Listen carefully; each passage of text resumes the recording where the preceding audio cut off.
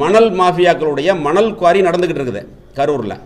அதை விட்டுட்டு சம்மந்தம் இல்லாமல் என் பேரை கெடுக்கணும், கெட்ட பேர் பண்ணணுங்கிறதுக்காக இந்த மாவட்டத்தில் இருக்கக்கூடிய திமுகவினுடைய முக்கிய நபர்கள்லாம் சேர்ந்து இந்த செய்தியை பரப்புகிறாங்க. முந்தா நாள் கோர்ட்டில் வந்தது.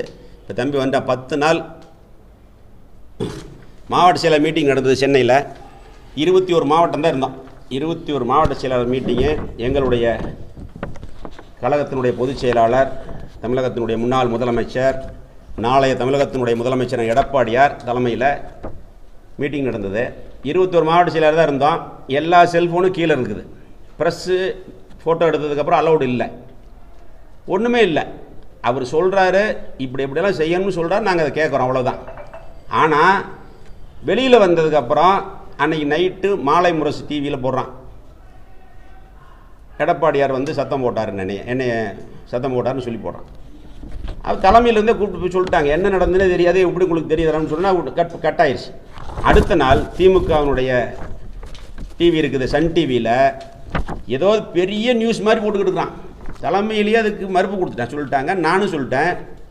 யார் சொன்னா அவங்களுக்கு ரெக்கார்டு வேணுமில்ல? இப்போ நாங்கள் சன் டிவி மேலே வழக்கு போட போகிறோம், ஆதாரம் இருக்கணுமில்ல? இதெல்லாம் எதுக்குன்னா, இதில் இந்த ஊர் இருக்கிற ஒரு சில்லறத்தனமான வேலை செய்கிற ஆள் இந்த வேலையை செஞ்சு நியூஸ் பரப்பி கெட்ட பேர் பண்ணணுமா? அப்படிலாம் எதுவும் நடக்கலை. எங்களுடைய பொதுச் செயலாளர் என்ன சொல்கிறாரோ அதை செஞ்சு கொடுக்கக்கூடிய ஒரு சில மாவட்டங்களில் கரூர் மாவட்டம் ஒன்று.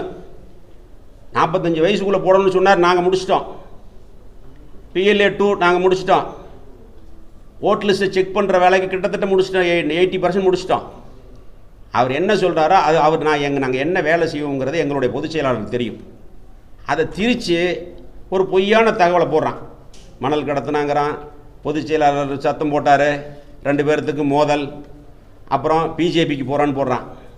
பிஜேபிக்கு போகிறதுக்கு இந்த மாவட்டத்தில் வேணா இருக்கலாம், அடுத்த ஒரு ஆள் போகும் பிஜேபிக்கு வேணா. நாங்கள்லாம் போக மாட்டோம். எங்கள் உடம்புல ஓடுறது அதிமுக ரத்தம். புரட்சித் தலைவர் எம்ஜிஆர், அதுக்கப்புறம் புரட்சித் தலைவர் அம்மாவுக்காக இந்த இயக்கத்தில் இருந்தோம். அம்மாவுக்கு அப்புறம் எடப்பாடியாருக்காக இந்த இயக்கத்தில் இருக்கிறோம். எத்தனையோ சோதனைகள் வந்தது, அதையெல்லாம் தாண்டி இன்றைக்கி அதிமுகவில் எடப்பாடியாருக்காக இருக்கிறோம். இவங்களை மாதிரி 16 கட்சி மாறி போகிறவங்க அவசியம் இல்லை. அதுவும் போடுறான். திமுகவுடைய ஐடி விங்கில் தான் போடுறான். ஆதரவாளர்களுடன் பேச்சுவார்த்தை நடத்தி கொண்டு இருக்கிறார்.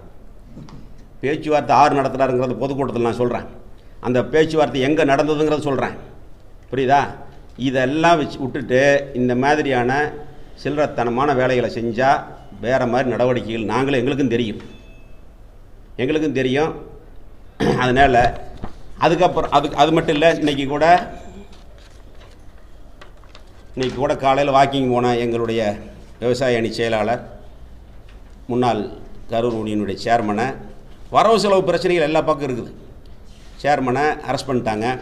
தெரிஞ்சதுக்கப்புறம் நாங்கள்லாம் எஸ்பி ஆஃபீஸ் போனோம். கம்ப்ளைண்ட் கொடுத்த பார்ட்டி காம்ப்ரமைஸ் ஒத்துக்கிறான்.